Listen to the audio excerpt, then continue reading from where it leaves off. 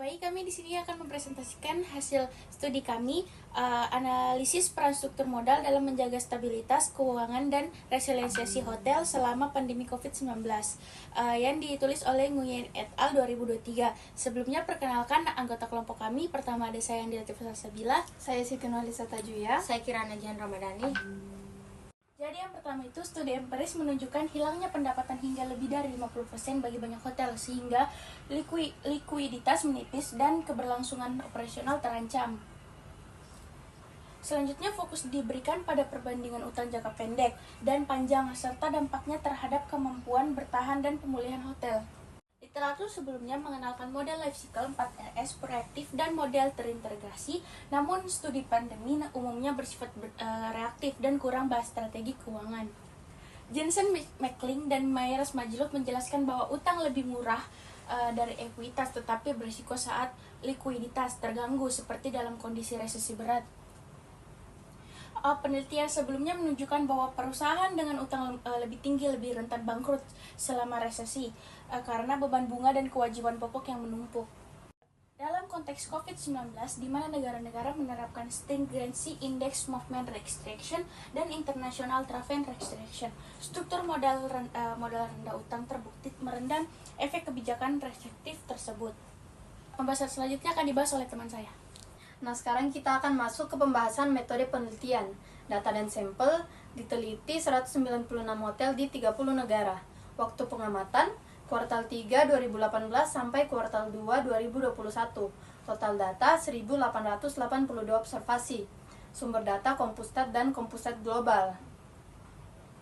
Variabel utama, Z-score mengukur risiko kebangkrutan, low debt, hotel dengan utang rendah, low long term debt, atau low short term debt, utang jangka panjang dan pendek yang rendah, post covid, periode setelah pandemi dimulai. Kontrol, ukuran perusahaan atau total aset, dan pertumbuhan penjualan kuartalan. Model analisis, kami menggunakan model regresi yang melihat pengaruh pandemi, pengaruh struktur utang, atau gabungan keduanya. Hasil H1, utang rendah.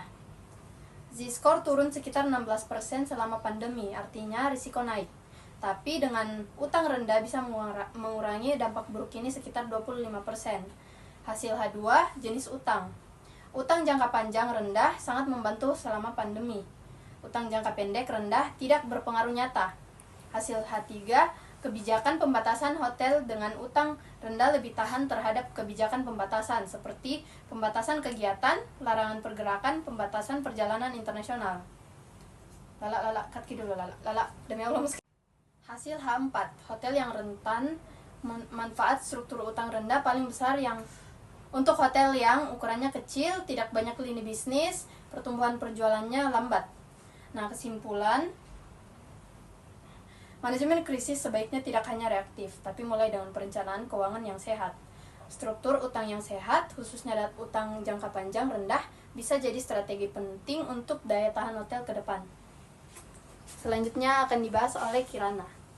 Selanjutnya saya akan membacakan kesimpulan hasil diskusi kami.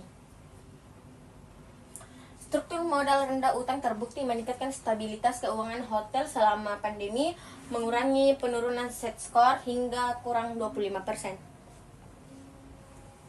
Penerapan utang jangka pendek lebih dianjurkan dibanding utang jangka panjang untuk meminimalkan beban bunga. Hotel rentan mendapatkan manfaat paling besar dari kebijakan utang rendah. Aplikasi praktis, manajemen sebaiknya memprioritaskan target rasio utang yang konservatif dan memanfaatkan fasilitas kredit jangka pendek. Pemerintah dapat mendukung hotel rentan melalui insentif fiskal dan pinjaman berbunga rendah. Kontribusi, menambah literatur krisis perhotelan dengan perspektif keuangan kuantitatif global. Memberikan panduan empiris bagi strategi kesiapsiagaan dan kebijakan struktur modal dalam situasi krisis masa depan. Baik, sekian dari kelompok kami, kurang lebihnya mohon maaf. Terima kasih.